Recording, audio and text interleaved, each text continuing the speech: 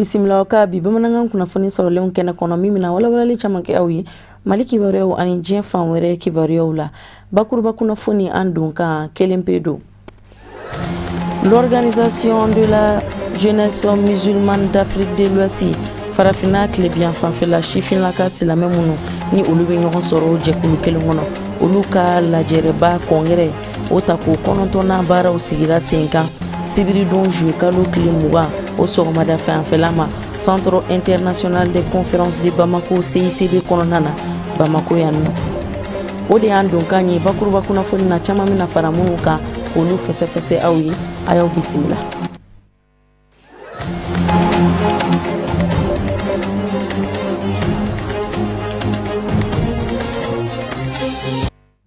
Ambalima bamanankan mɛnnaw an b'aw fo ka waleɲuman dɔ k'a fɔ aw ɲɛna ko aw k'aw bisimila aw ka bi bamanankan kunnafoni sɔrɔlenw kɛnɛ kɔnɔ i n'a fɔ komi an don kan na a y'aw tulo lasɔmin k'a fɔ cogo min na farafina kilebiyan fanfɛla sifinlaka silamɛw minnu ni olu bɛ ɲɔgɔn sɔrɔ tɔn kelen kɔnɔna na n'u ko tɔn yɛrɛ ma ko organisation de la jeunesse islamique d'Afrique de l'Ouest olu ka lajɛrɛba o sigi ko kɔnɔntɔnnan baaraw kɛra ka bɛn sibiri don juillet kalo tile 20 ma o sɔgɔmada fanfɛla CICB ɲɔgɔn kuma ɲɔgɔn so belebele o kɔnɔna na kɛnɛ in denfaya o kuntalen do ka bonya na karama bɛɛ lajɛlen kalifa Haut Conseil islamique du Mali o ma ɲɛma la an fa ani an karamɔgɔba Seyid Sherif Usman Marani Haidara kɛnɛ in yɛrɛ a ɲɛmɔgɔya o dira sifinakaw ani farikolo ɲɛnajɛ minisiri de ma baaraw bɛɛ lajɛlen u bɛna na dangɛnɛmaya tile 2 de kɔnɔna na Alhamidu Badini Kajatu Mbayi Seydou Ɲari ani Ibrahima Kulibali olu de kun kɛra Sherifla Jabaraniso tɔgɔ la mɔgɔw ye kɛnɛ in kɔnɔna na an ka jɛngu ka sɔrɔlenw ɲamada. إنما نطعمكم لوجه الله لا نريد منكم جزاء ولا شكورا. alkurene sanu man kalali o de kɛra ka farafina tile bin fɛ bolo silama denmisɛnninw ka fara ɲɔgɔn kan jɛkuluba ka ni baara nun don n'o ye organisation de la jeunesse musulmane d'Afrique de l'Ouest n'a bɛ fɔ a ma ko OGMAO wulikajɔ caman bolo dalen do fɛ tile 2 kɔnɔ ka sanga n'u ka congrès ta ko 9nan ye o minnu ka colloque international de formation baaraw bɛ don ɲɔgɔn na o dɔw natali kɛ hakili falen kɛnɛ bolo dali la ani hakili jakabɔ fɛɛrɛ kura sɔrɔliw la fo ka taa bila biro kura sigili ye sen kan o mun ka baara na kɛ san 3 kuntagala ye. An y'a ɲɔgɔn lajɛ bi ka se ka congrès de kɛ congrès ye juma ye o ye an bɛ se k'an ka bureau n'an ka fɛnw kurakuraya cogo min na donc an b'o sigi de la o sigi kɛrɛfɛ fana an bɛ formation dɔ kɛ ka an ka responsable n'an ka tɔndenw an bɛ se k'u former cogo min na ka hakiliw falen ka se ka bɔ ni fɛn dɔ ye min bɛna an dɛmɛ san 3 nata nin na donc an bɛ o hukumu de kɔnɔ bi ye a cérémonie d'ouverture ye. dako mun sugandilaw fɛ o ka ni congrès ta ko 9nan kadara la o de ye silama denmisɛnninw jɔyɔrɔ bɛn ani kolosuma sabatili la farafina tilebinfɛ jamanaw kɔnɔ n'a dɔnlen do k'a fɔ basigi sabatilen tɛ yen nɔ san damani nun kɔnɔ. farafina tilebinfɛ bolo an ka dafe jamanaw bi crise ni gɛlɛya min kɔnɔ nin waati in na ni silamɛ denmisɛnnin minnu bɛ Mali Burkina Niger Côte d'Ivoire sous région bɛɛ n'olu sera ka ɲɔgɔn dɔn ka ɲɔgɔn minɛ k'u tɛgɛ di ɲɔgɔn ma gɛlɛya ni degun minnu bɛ diinɛ kan ani an ka sigidaw kan k'a fɔ k'u bɛna fɔ ka bɛnko la u bɛna échanger kan k'u ka expérience partager mɔgɔkɔrɔbaw y'a dɔn k'a fɔ o ye hɛrɛ ye u kan ka dɛmɛ u kan ka kolo dun o de y'a to u y'a ɲini anw ka far'u kan k'u dɛmɛ a ko ka se ka basigi jamana kɔnɔ bon an bɛ Ala deli sigi daminɛ hɛrɛ la cogo min Ala ka kuncɛ hɛrɛ la u bɛna bɔ ni recommandation minnu y'a kɔnɔna fana na an bɛɛ ka mɔgɔw b'a kɔnɔ an bɛɛ ka denmisɛnninw b'a kɔnɔna na u bɛna bɔ ni recommandation minnu ye Ala k'o kɛ jamana nafalan ye Ala k'o kɛ silamɛya nafalan ye Ala ka tɔn in taa ɲɛfɛ. OGMAO n'o ye farafina tilebinfɛ bolo silama denmisɛnninw ka fara ɲɔgɔn kan jɛkuluba ye o ka ni baara denfaya taara ka di maa min ma o de ye an fa n'an karamɔgɔ a Seyid Sherif Usman Madani Haidara ye n'ale ye Mali alisilamɛ diinɛ ɲɛmaaw ka fara ɲɔgɔn kan jɛkuluba groupement des leaders spirituels musulmans du Mali ma ɲɛma silamɛya dɛmɛtɔ Ansaru ɲɛjɔyɔrɔ ani Mali silamɛ diinɛ soba au Conseil islamique du Mali ma ɲɛma ye a yɛrɛ ma kɛnɛ sɔrɔ nka fɛn min ye au Conseil islamique du Mali bureau exécutif maaw ye olu tun bɛ kɛnɛ kan tɔgɔ la. An bɛ Ala tando ka waliɲuman dɔn ka silamɛw bɛɛ fo mun nana ɲɔgɔn ye in na mun bɔra kɔfɛ ani ka na an balimaw sɔrɔ ka fara ɲɔgɔn ka baara in kɛ. OGMAO ye Afrique de l'Ouest denmisɛnninw silamɛ denmisɛnninw ka tɔn de ye o y'a a b'a kɛ jamana kɔnɔ ka munumunu ɲinan ta ye Mali ta ye ayiwa an b'a Ala tando au sarana au conseil islamique là ango de mena klinaye an seko damayira am seka men koy au conseil aka fin ya nyamoya di defa di anga président Chérif Ousmane Madani Haidara ne nana kuma tola ami ministre de la jeunesse fou ali o de me conserver comme démission do gouvernement tola donc a professeur gouvernement fou aka de me nakanyesi o shimauma ka do ko yo na bara mina ala ka tanye ala ko de ma kono haklina jigila mawla donia ka fo ko ni jekulu sigila 50 samba kelen keme kononton bi kononton ni saba Burkina Faso jamana kono waka kuntlena o de ka farafinat le bin febulu slama demsonu faranyon kan kuluba kelen kono ku fanga kekelen o jamana ku fole o de Mali Burkina Faso Côte d'Ivoire Bénin Niger Sénégal Guinée ani Togo. Organisation de la jeunesse musulmane d'Afrique de l'Ouest kani baranundon kunchela ni douautaye munkera ankaramogo Chérif Ahmed Tidiane Haidara fe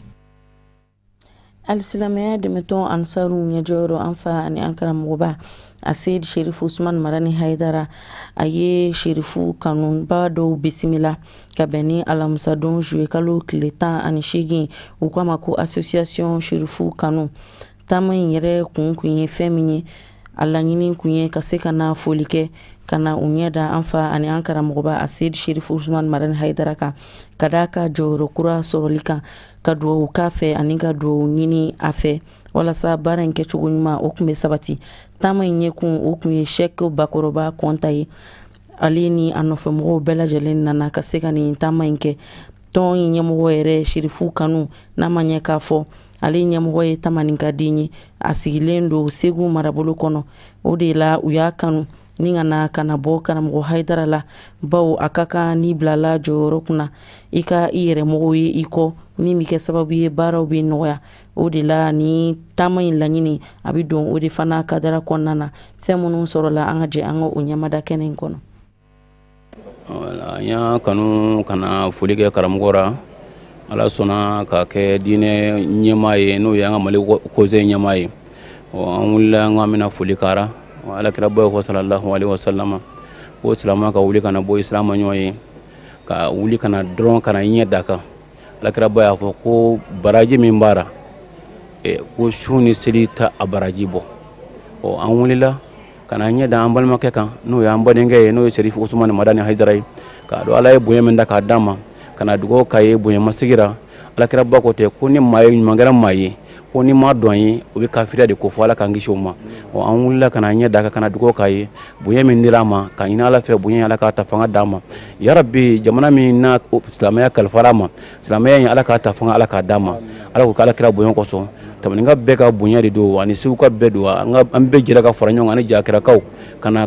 Chérif Ousmane Madani Haidara ka barka da ka wolin mando annana fana annana kaso annana bunya soroya karama fana soroya ayan yu meni bunya miya o bunya o yanva cena ne da karamgo no ni misali karamgo ya Sheikh Mamadou Lamine Fofana o fana ya fona zira fana kwanga fu ka bunya min dara mako bunya ko ala ka ta fanga kwara o kuma mi ma ve da kunya ya rabbi jamana ala ka kolusuma toro me jamana ngona ala ka wuli jamana ngona ndi ala ka mbe ala ka sabali ala ka dama alislamu ala ka jide kafiri ala ka ndakashi sama jamana ala ka hera du kono Mali tungaranke ula pasa tomi ni obewele ko Conseil supérieur de la diaspora malienne CSDM o manyema wiye kuna funindi kenado sigisenka mi nyana mayara ka ben sibiri doma amalodonya ka fo kuna funindi kenai asigira senka uyere ka toyin daga yoro de la 300 logements konnana alangini kuyi femini Mohamed Chérif Haidara ani aka tonde umbela jelembolo kaseka kuna funinke ka masala kosebe uni kuna funindila uni nyonche Mali jamana tungaranke munu ni ulutalindo biselulamne Algérie ani Libi kono uluka lahalayauka Amadou Kamara ani Draman Mali ulu dikera baran Chérif la jabarani soto wala usera kansama femununa angaje anga ulula jenyo fe ni kunafonindi kɛnɛ min sigilen filɛ nin ye ni a hakilina bɔra Conseil supérieur de la diaspora malienne bakuruba la CSDM n'a ɲɛmaa ye Mohamed Chérif Haidara ye a kun tun ti dɔwɛrɛ ye yaasa ka malidenw bɛɛ lajɛlen ladɔnniya degun ni gwɛlɛya min bɛ maliden minnu sigiyɔrɔ bɛnnen bɛ kɔkanna ma n'an b'u wele ko malien de l'extérieur kɛrɛnkɛrɛnnenya la Algérie ani Libi jamana kɔnɔna na yaasa u ka se ka ɲɛfɔli kɛ u kan. Y'aw wele k'a fɔ fɛn ka yiraw la CSDM sera ka min kɛ kabini an créera ka na se bi ma aw bɛɛ y'a ye lieutenant o fɔ a filanan ye fɛn min ye mun de ye Moritani ko ye aw tɔɲɔgɔn yɛrɛ y'aw faw ye ale yɛrɛ tun bɛ yen fo conseil ye fɛn min fɔ u ka conférence de presse la o de kɛra sababu ye na anw y'aw wele bi ka faranfasiya aw ɲɛna. Mohamed Sherif Haidara ka fɔla degun ni gwɛlɛya minnu bɛ maliyɛnw kan ni jamana kofɔlen ninnu na a ka kan jamana ɲɛmɔgɔ ka wuli k'a ko kɛlɛ baw maluden minnu sigiyɔrɔ bɛnnen bɛ ni jamana kofɔlenw ma u ni nin waleya ninnu man kan ni jamana kɔnɔdenw fɛ. Mɔgɔ man di a maɲi ma kelen da an fana y'aw wele ka laɲini fɛn min y'an fɛ ka fɔ aw ye o hukumu kɔnɔ u ko an ye min fɔ Mauritaniens ka ko la ko tiɲɛ tɛ aw ka confrère ale tun bɛ yen u taara mɔgɔw minɛ u ka siyɔrɔ la u taara u minɛ balantɔyɔrɔ la dɔw yɛrɛ minɛna u ye SS ta la donc fɛn min kɛra Libi an y'a fɔ aw ye a kɛra don min na a kɛra le 4 avril parce que u ka commune kɔnɔ u ko de ko an ye min fɔ tiɲɛ tɛ aw ka wele kun dɔ ye donc k'a fɔ aw ye fɛn min kɛra Algérie ani Algérie histoire ka bon kabini indépendance tuma an ka accord d'Algérie accord d'Algérie an ye fɛn min kɛ maliyɛn min bi maɲumɛ ko la Algérie bɛɛ bɔra kalama CEDEAO wuli ka jɔ y'a kɛ ambassadeur Algérie ambassadeur ye yafa ɲini maliden bɛɛ fɛ o wasara na parce que fɛn min bɛ kɛ yen ale nɔ tɛ gouvernement décision de don mɔgɔw wulila yan k'u bɛ taa ambassade kari yan ne wulila ka fɔ aw k'o kɛ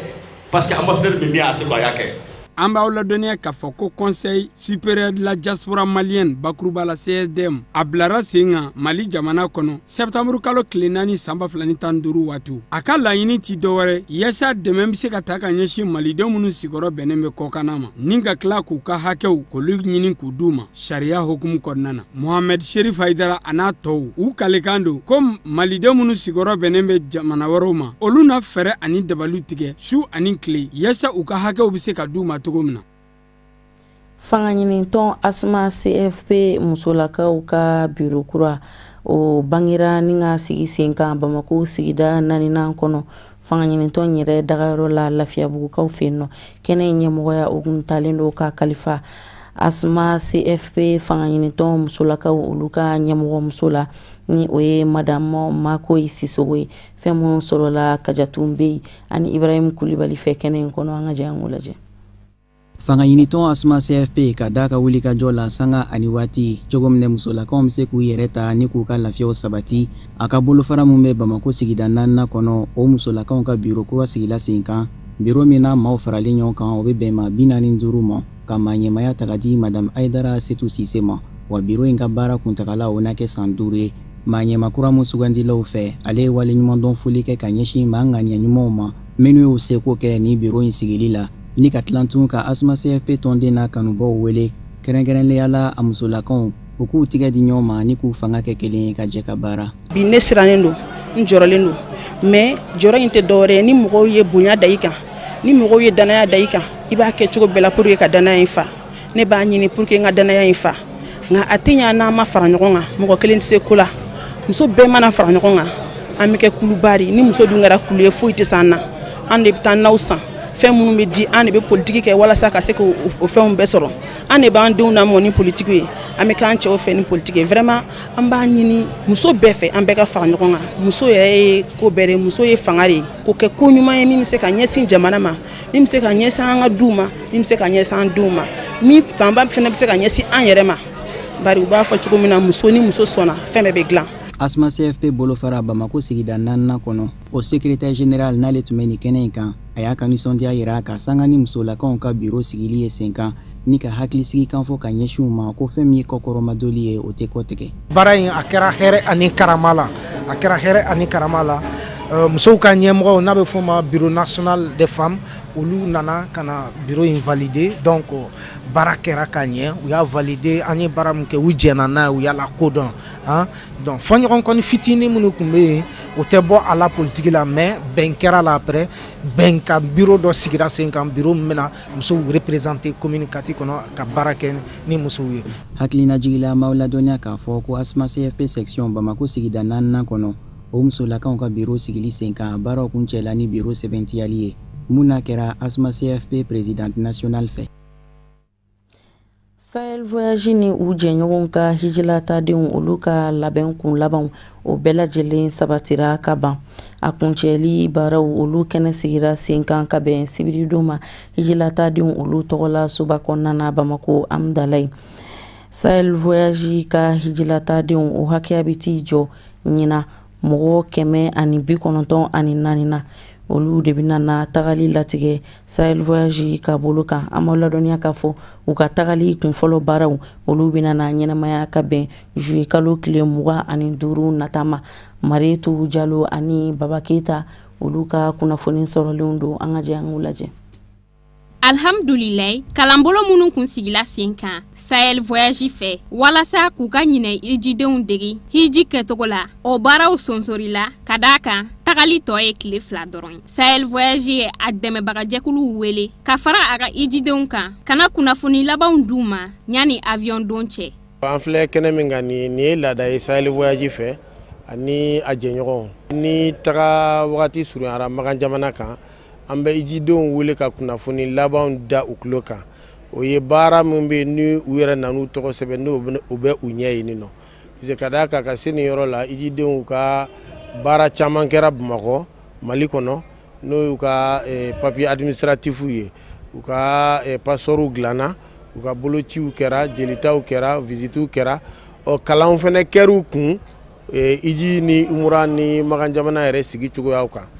An filɛ yɔrɔ min na sa tagali ye tile 2 Sahel Voyage ka hijidenw kun fɔlɔ bɛ taa ni juillet kalo tile 25 a kun filanan bɛ taa juillet kalo tile 27 donc okumu kɔnɔ an y'u wele ka ladilikanw f'u ye u bɛ taa jamana min kan sariya minnu bɛ yen nɔ donc kan ka u yɛrɛ comporter cogo min na bateau kɛcogo ɲuman fana bɛ se ka ɲɛ u bolo cogo min na avion bɛ taga n'u ye u ka donni ko cogoya ninnu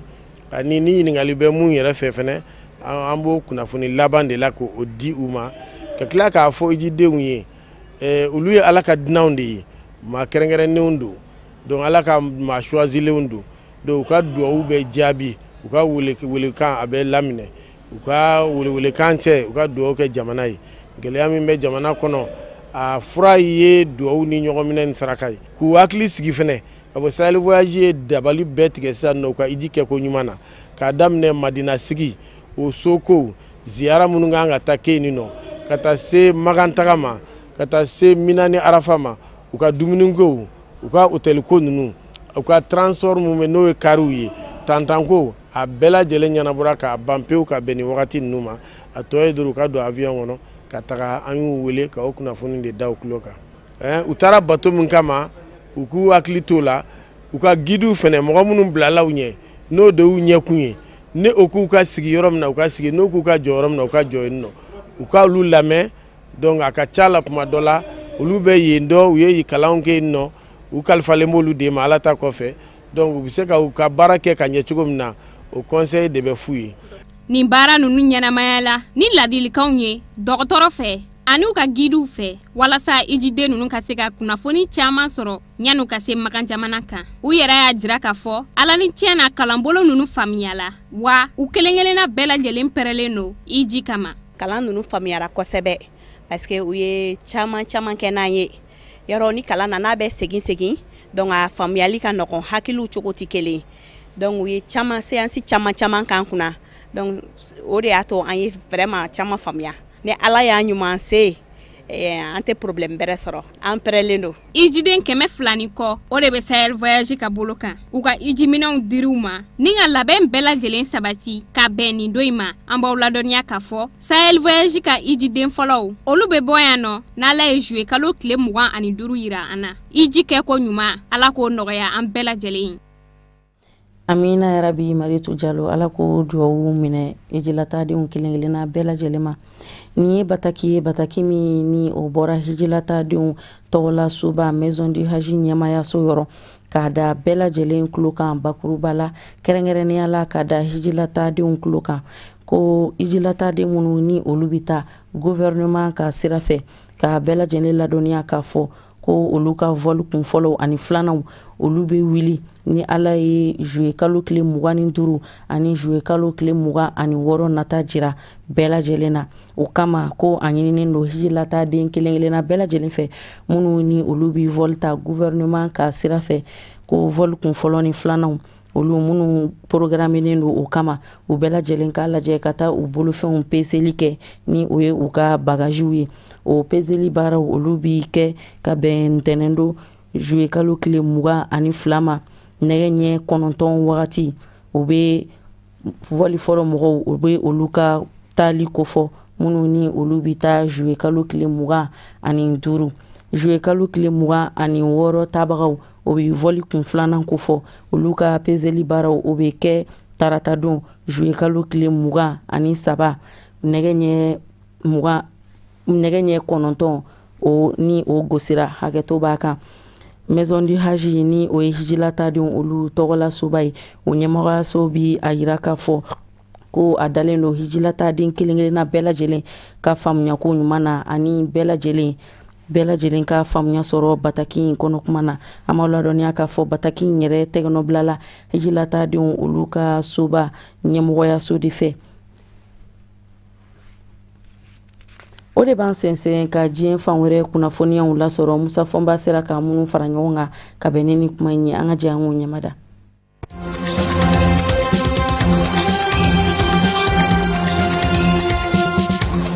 Konowari jamana kɔnɔ wasadenw y'a jira k'a fɔ jamana ɲɛmaaw ye laɲini min kɛ kalata labɛnni jɛkulu kunka commission électorale indépendante CEI yɛlɛmaw minnu kan ka don a kɔnɔ ko jɛmi kɛ ni a ye hali n'o y'a sɔrɔla ko i ma bɛɛ fangasinamatɔnw ma sigikafɔ min kun bolodara jamana ɲɛmaayaso ni fangasinamatɔnw ni furubatɔnw ni ɲɔgɔn cɛ yan'o ka kunjɛ fangasinamatɔnw y'u yɛrɛ ta ko barisabu ka da kan k'u ni jamana ɲɛmaaw tɛ ka se ka bɛn fangasinamatɔnw ka laɲini kun ye fɛn min ye jamana ɲɛmaa kalata labɛnni jɛkulu commission électorale indépendante kɔnɔ a tɔgɔlama min bɛ yen o ka bɔ a la wa jamana kɔnɔna koɲɛw ɲɛnabɔlen minisiri fɛnɛ tɔgɔlama min bɛ yen o fɛnɛ ka bɔ ka sabu kɛ olu yɛrɛw bolo ni jamana ɲɛmaaw ka nɔnabilaw yera kalata labɛnni jɛkulu kɔnɔ o bɛɛ bɛ kɛ sababu ye ka siga don kalata yɛrɛ kɛcogo ɲuman na ko namara ma kɛ Marisu Kona ni ale ye PDCI maa ye fangasinamatɔn a y'a yira k'a fɔ ni donna jamana yɛrɛ kɔnɔ marabolow la sigidaw la kalata labɛnni jɛkulu bolofaraw minnu fɛnɛ bɛ yen k'i b'a ye k'a fɔ jamana ɲɛmaa ka nɔnabila fɛnɛ ka mɔɔw bɛ yen i n'a fɔ Baba Kumanda préfet walikelen sous-préfet kalata labɛnni jɛkulu kɔnɔ sigidaw la o fɛnɛ ka nɔnabila bɛ yen kɔrɔfɔ sɛbɛkɔrɔ gajanen kɔfɛ Jakite Sidiki ani Sansan Kanbile olu minnu kun bɛ yen jamana ɲɛmaayaso tɔgɔ la olu y'a yira k'a fɔ dɔ kɛra ten kalata bɛ kɛ gundosoni de kɔnɔ kalata tɛ kɛ kalata labɛnni jɛkulu kɔnɔ dɔ kɛra taa ni ka segin la a ko kunka wasadenw sɔrɔla k'a jira k'a fɔ jɛn kɛra n'a ye don nataw la a bɛ don bala wasabilo ɲɛma Amadu Sumaworo fɛ ni ka sɔrɔ ka taa da Alassane Dramane Ouattara kɔrɔ dɔw y'a yɛrɛ yɛrɛ k'a fɔ a bɛ se ka tɛmɛ sénatɛrw ka maa ɲɛma fɛ wasabilo filanan ɲɛma nka jamana ɲɛma yɛrɛ bɛ se k'a don bala fana n'o ye k'a promulguer.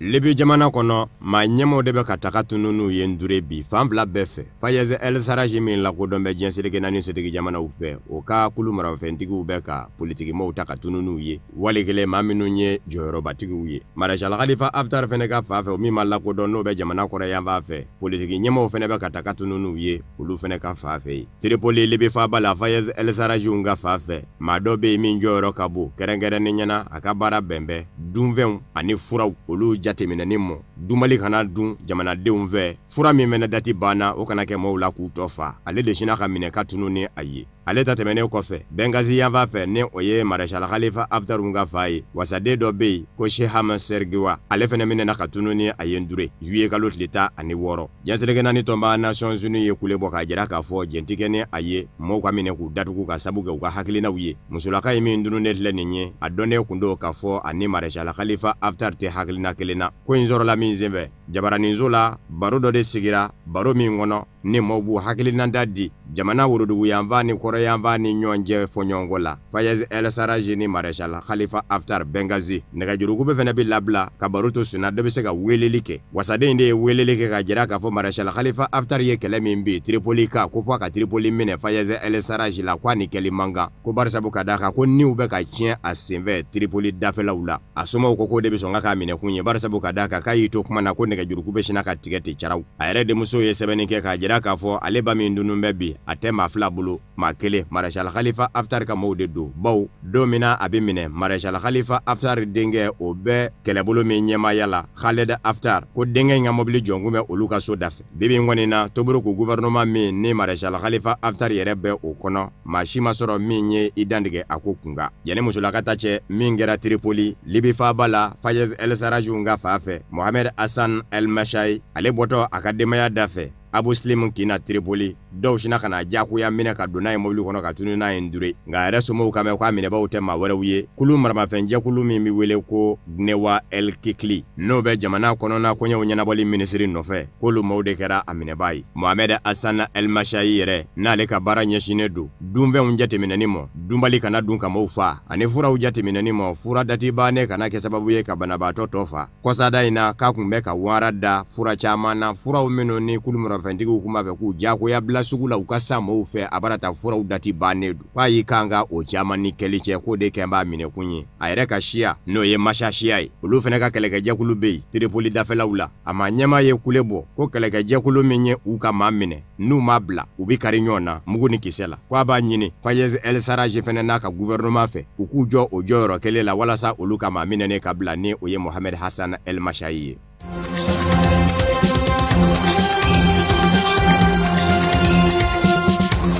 Afrique du Sud jamana kɔnɔ maa min n'a ka kɛra ko jamana ɲɛmaa Jacob Zuma ka kokolo minnu kɛra ko a ɲɔgɔnna wɛrɛ tɛna kɛ jamana ɲɛmaa kura Cyril Ramaphosa k'a tɛna kɛ k'u ka jɛ ye yurugu kasa b'a yɛrɛ nɔfɛ bi ka sabu kɛ jamana tɔgɔla maa min bɛ yen n'u dulon tɛ maa si la a ka baara bɛnnen don mara kɛcogo ɲuman jamana nafolo labaara cogo ɲuman ma o de n'an bɛ dantigɛli kɛ k'a fɔ jamana ɲɛmaa Cyril Ramaphosa y'i kuru a kɛtɔ k'i dantigɛ wasabulon kɔnɔ wasabulon tɛ yɔrɔ ɲinin ye jamana den bɛɛ lajɛlen de tɔgɔlama de bɛ yen ka kalo tigɛ olu ye fɛn tiɲɛ ma fɔ ma mina jamana ɲɛmaa Cyril Ramaphosa bɛ ka jamana ɲɛmaaya ɲini san 2017 ANC fanga ɲini dɔ kɔnɔ euro wari dalasi b'a 30 ɲɔgɔn na entreprise dɔ ye o bila a ka bolo ka ko entreprise Bosasa cakɛda min di ye ko jɛlenna kuma si Afrique du Sud jamana kɔnɔ nka san 2018 wasabulon kɔnɔ ka bɛn ni novembre ye tuma min na ni kɔrɔfɔ cayara a kunga wari dicogo kunga ka don Cyril Ramaphosa ka jamana ɲɛmaaya ɲini yɛrɛmankutu baaraw dafɛ Cyril Ramaphosa y'a yira wasadenw na wasabulon kɔnɔ k'a fɔ ale denkɛ n'o ye Andile Ramaphosa ye k'a ye baara dɔ de kɛ cakɛda in ye entreprise Bosasa in ye ko euro wari dalasi b'a 30 in kun ye ale denkɛ ka sara de ye nka a ma ɲa min kɔ a kɛra o ye Cyril Ramaphosa labanna ka na jɔngwala jɔ a la k'a fɔ a denkɛ ka sara fɛnɛ kun tɛ nka ale fɛnɛ t'a kalama k'a fɔ ko in kun donna ale ka jamana ɲɛmaaya ɲinini yɛrɛmankutu baaraw dafɛ o de kosɔn musolaka ye min n'a ɲɛsinnen don jamana nafolo labaara cogo ɲumanya mɔ ani mara kɛcogo ɲumanya Afrique du Sud jamana kɔnɔ a ko a ye wasadenw janfa n'a ye wasadenw janfa a ye jamanadenw janfa o kumana sɛgɛsɛgɛli ka dayɛlɛ hali bi ka bonya ko in dafɛ Cyril Ramaphosa yɛrɛ kɛlen ka kɔrɔfɔ mɛn ka bɔ musolaka yɔrɔ a y'a yɛrɛ k'a fɔ dalasi b'a 30 in euro wari la ale b'a sara nka musolaka fɛnɛ ma ale ka dalakanw fɛnɛ ta ka baara kɛ n'u ye k'o fɛnɛ kɛra ko ye min ma bɛn fana.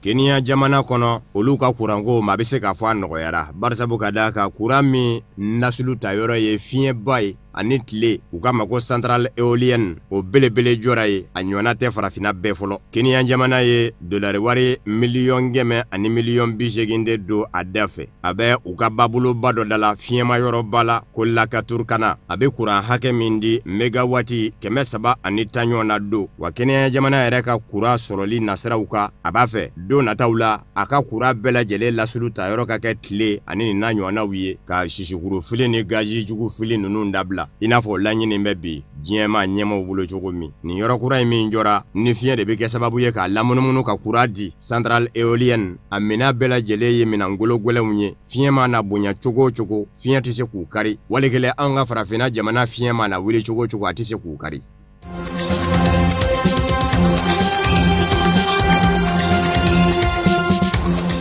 Faransi faaba la Paris nisɔndiyabaw warala k'u kɛ cɛni ye Algérie jamanadenw minnu bɛ Faransi olu kɛtɔ k'u ka nisɔndiya boloda ka sabu kɛ u fa jamana ye farafinna senandola jɔnjɔ kɔrɔta CAN 2019 u ni Sénégal ni ɲɔgɔn cɛ a ma ɲɛ min kɔ polisilakaw olu ye wulikajɔw kɛ ka gazi filiw daminɛ janko maaw bɛ se ka yɛrɛkɛ nɛgɛ ɲɛ 2 2 heures du matin y'a sɔrɔ a ɲaaminen don Faransi duguba caman na buteliw kun bɛ filifili fa bɛɛ fɛ lakana tigilamɔgɔw yɛrɛ b'u yɛrɛ ɲini fa dɔw fɛnɛ fɛ 3 heures du matin ni 4 heures du matin ni ɲɔgɔn cɛ kow bira ka fari fa Algérie jamana y'a ka jɔnjɔ kɔrɔtako filanan kɛ san 20 ani san 9 dɛmɛnen kɔ min sɛbɛ u ye Sénégal jamana ti 1 ani fu Bagdada Buneja o ka cɛlu yarali sababu la nka Faransi jamana ma ɲɛmaw fɛnɛ kun ye labɛnw sabati ka ban bawo Algérie jamana tɛmɛnen ka taa barabilafɔli kɛnɛ kan o ma taa cɛni kɔ Faransi o de y'a to lakana tigilamɔgɔw bɔra polisilaka 2,000 ni 500 ɲɔgɔn na olu kun bɛ fa bɛɛ lajɛlen la.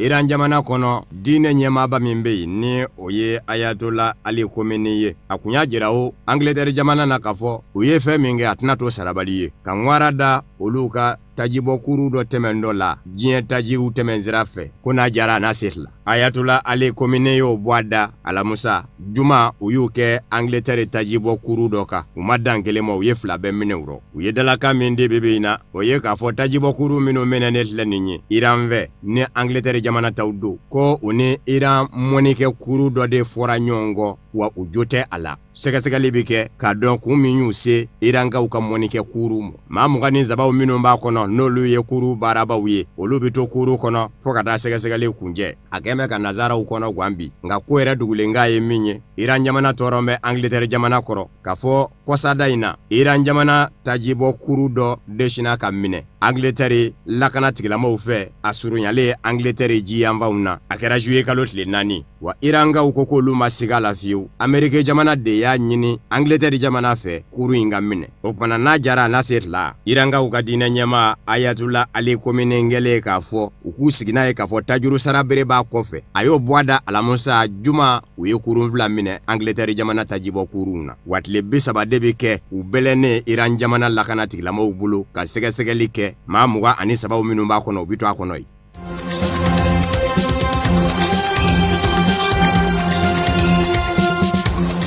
Donald Trump ye musolaka 4 minnu kunna da Amerika jamana kɔnɔ ni wasadenw do nka o buruju ye jamana wɛrɛw ye k'u ka segin ka taa u ka jamana kolonw kɔnɔ u ka jamanaw minnu ye fandan jamanaw ye ni kokolo siya bɛɛ lajɛlen dɔ bɛ kɛ a n'a halakiw k'a ka siya woloma da kɛnɛ kan k'a fɔ maa min don a tɛ dunankɔrɔ musolaka ninnu a kɛmɛ ka dawula di u fɛnɛ mɔ bi politiki binna k'u ka Amerika tiɲɛ don ko in ye dawula fɛnɛ di Donald Trump mɔ bawo a ka fanga ɲini dɔ la républicain kɔnɔ olu y'a yɛrɛ ɲɔgɔngow ye u tɛ dunanko in nɔ ni musolaka ninnu minnu fɛnɛ bɛ Ameriki kɔnɔ bi ni o Ameriki kelen bɛ k'i yɛrɛ kɛ siya woloma kɛlɛ jamana ye ko bɛnkan fanga ni hadamadenya hakɛ lapasali k'o sabatilen don Ameriki kɔnɔ olu fɛnɛ fara bɛ musolakaw ka bi ka dawula d'u ma nka fɛn min kɔni bɛ yen n'o bɛ se ka sidɔn nin ko in na Donald Trump ni nin bogotigi 4 ni ɲɔgɔn cɛ san 2018 kalata min kɛra n'u kama ko min man da kalata u donna wasabulon kɔnɔ o de senfɛ Ayanna Presley ale ye wolofiman ye wolofiman kɔni bɔ yɔrɔ dɔn bɛ o ye farafina ye o nka Bostonkaw de ye kala da ka don wasabulon kɔnɔ muso filanan o ye Alexandria Ocasio-Cortez ye ale bɛ bɔ Puerto Rico ye Ameriki gun jamana dɔ ye fandan jamanaba muso sabanan o ye Rashida Tlaib ye naaninan ye Ilhan Omar ye olu 2 silamaw do Michigan mara ani Minnesota mara ye danaya da olu ka k'u kɛ wasaden ye Rashida Tlaib ale bɔkolo Palestine jamana do Ilhan Omar o bɔkolo Somaliyanfa Puerto Rico jamana den Alexandria Cortez a ka mara la a ɲɔ denmisɛnnin tɛ wasadenw jɛla ye Ayanna Presley ni farafinden do ni y'a siɲɛ fɔlɔ ye ale ka mara Massachusetts o kama wolofima ka danaya da u ka k'o kɛ u ka wasaden ye wasabulon kɔnɔ muso sabanan ni o ye Rashida Tlaib ye ka taa se 4nan Ilhan Omar mɔ ni y'a siɲɛ fɔlɔ fɛnɛ ye wasabulon kɔnɔ silamamuso 2 Ameriki ka den fɛnɛ ka danaya da olu ka k'u kɛ u ka wasadenw ye o de kɛmɛ u ka damadawula ye bi Ameriki jamana kɔnɔ.